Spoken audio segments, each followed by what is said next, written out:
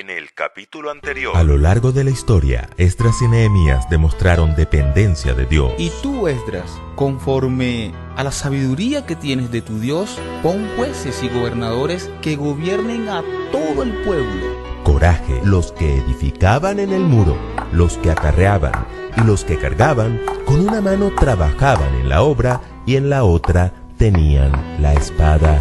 Propósito. Dios, escucha mi oración y las oraciones de tus servidores que desean adorarte.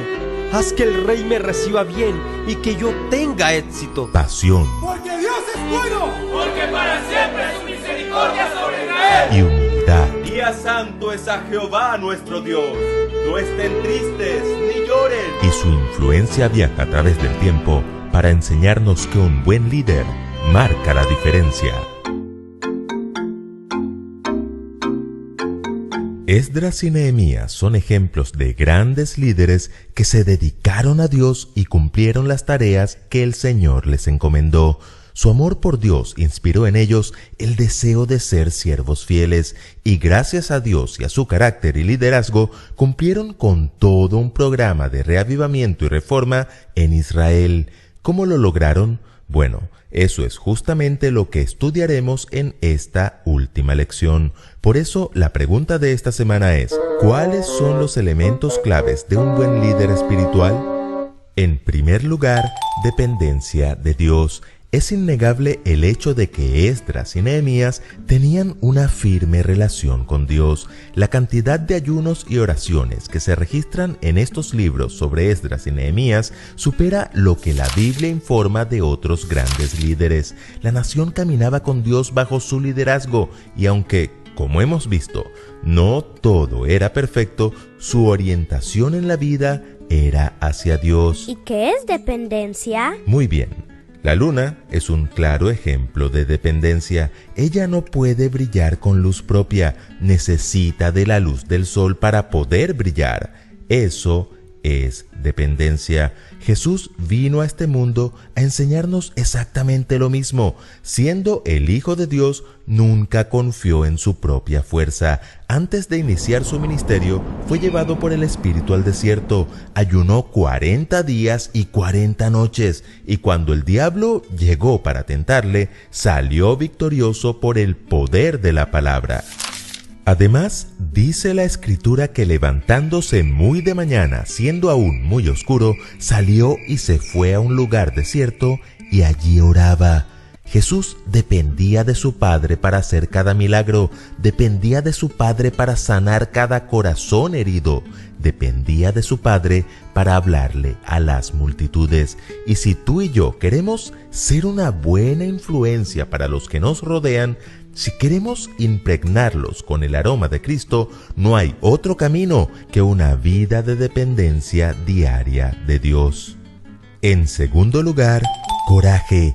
Otra de las características que podemos aprender de nuestros buenos líderes, Esdras y Nehemías, es el coraje, una cualidad que pusieron en práctica en todo su ministerio. ¿Coraje? Eso parece algo malo. No, el coraje es una cualidad que te permitirá hacer algo útil que generalmente otras personas no se atreverían a hacer. Y esta cualidad también la podemos observar en el líder de líderes. ¡Cristo Jesús! Correcto. Un día Jesús vino al templo. Era la semana de la Pascua y estaban congregadas muchas personas allí. Y por si fuera poco, el atrio exterior del templo parecía un amplio corral de ganado. Entre los gritos de los animales y el sonido metálico de las monedas se podía escuchar el altercado que sostenían los comerciantes. Pero un momento, ¿acaso el templo no era para adorar? Sí, pero los líderes religiosos se ocupaban en comprar, vender y cambiar dinero y olvidaron la importancia de la adoración correcta en ese santo lugar. Y no solo eso, también ignoraron el valor y el significado de los diferentes sacrificios que señalaban al Salvador prometido. Por eso, en ese momento en que el templo estaba siendo profanado, Jesús volcó las mesas de los cambistas y las sillas de los que vendían palomas y les dijo: Escrito está: mi casa, casa de oración será llamada, mas vosotros la habéis hecho cueva de ladrones. ¿Lo notan? Muchos habían visto cómo profanaban el templo y nadie hacía nada. Aún más, se acostumbraron a tal punto que no lo consideraban ya pecado. Pero nuestro Señor Jesús tuvo el coraje de enfrentar la situación. De igual manera, cada uno de nosotros debemos pedirle a Dios que nos dé coraje para poder ser líderes que se mantengan rectos como un lápiz y firmes de parte de la justicia y la verdad, y de esta manera poder cumplir con el consejo de Pablo a Timoteo: te escribo para que sepas cómo debe conducirse uno en la casa de Dios, que es la iglesia del Dios vivo, columna y sostén de la verdad. En tercer lugar, propósito. Nuestros héroes Esdras y Nehemías tenían un propósito claro y definido: la reconstrucción de la nación y la restauración de la adoración a Dios en Israel. Tener un propósito claro y definido nos permite darle un enfoque a nuestras vidas. ¿Y qué es enfoque? Enfoque es poner toda nuestra atención, nuestros talentos y nuestras fuerzas en un solo objetivo. Es como cuando tomamos una lupa y enfocamos la luz del sol en un solo punto. ¿Qué ocurre? Podemos quemar una hoja y hasta ocasionar un incendio. Correcto. Por eso no es aconsejable que los niños hagan esto sin la compañía de papá o mamá, pero ese es un claro ejemplo del poder del enfoque. De hecho, los rayos láser funcionan con el mismo principio y tienen mucho poder. Jesús también tenía un propósito claro: salvar al mundo del reino de la mentira y de la muerte, hacernos libres con su palabra de verdad y poner a nuestro alcance el reino de los cielos. Cuando Pilato le preguntó: Luego, ¿eres tu rey? Jesús contestó: Yo para esto he nacido,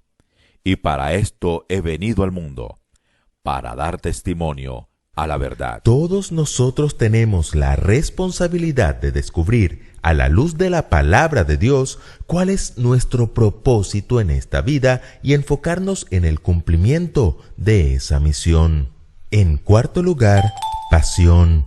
Así como Esdras y Nehemías se enfocaron en el cumplimiento del propósito de Dios para sus vidas, de igual manera demostraron pasión en alcanzarlo. Pero esa pasión no provenía de ellos, sino que la recibían de su gran líder, nuestro Señor Jesús. ¿Pasión? La pasión tiene diversos significados, entre ellos ser pasivos o sufrientes. También se refiere a tendencias carnales, pero la pasión de la que estamos hablando es aquella que nos motiva a alcanzar un objetivo con toda la fuerza del corazón, y esa pasión la observamos en Jesús. Un día, el Señor se dirigía a Galilea y al mediodía hizo una parada en el pozo de Jacob. Cansado y con hambre, se sentó mientras que sus discípulos iban a comprar algo de comer. En ese momento tuvo una larga conversación con una mujer samaritana, y ella, creyendo en él como Cristo, salió deprisa a llevar un mensaje de salvación a sus compatriotas samaritanos. Cuando los discípulos llegaron con la comida, dijeron: Rabí, come. Pero Jesús les respondió: Yo tengo una comida que comer, que vosotros no sabéis. Mi comida es que haga la voluntad del que me envió y acabe su obra. Estas palabras demuestran la pasión que Cristo tenía por salvar a las personas. Y esa es la pasión que debemos pedirle a Dios para ser buenos líderes y cumplir el mandato de Jesús. Id y haced discípulos a todas las naciones, bautizándolos en el nombre del Padre, y del Hijo, y del Espíritu Santo.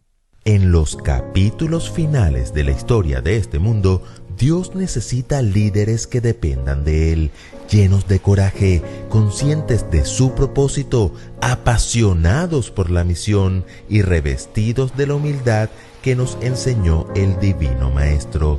Esdras y Nehemías fueron un claro ejemplo de ese tipo de liderazgo. La tía Elena así lo confirma. La obra de restauración y reforma que hicieron los desterrados al regresar bajo el liderazgo de Zorobabel Esdras y Nehemías, nos presenta un cuadro de la restauración espiritual que debe realizarse en los días finales de la historia de esta tierra. Solo el poder de Dios, sumado a un genuino deseo y esfuerzo de parte nuestra por ser útiles en su obra, hará de nosotros líderes como Esdras y Nehemías.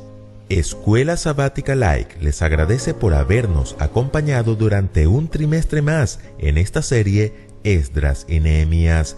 Por la gracia de Dios, ya somos más de 30,000 suscriptores y la lección del libro de Daniel que inicia la próxima semana puede llegar a ser de gran bendición para todos nosotros y para otros que llegarán al conocimiento de Cristo a través de la palabra profética más segura.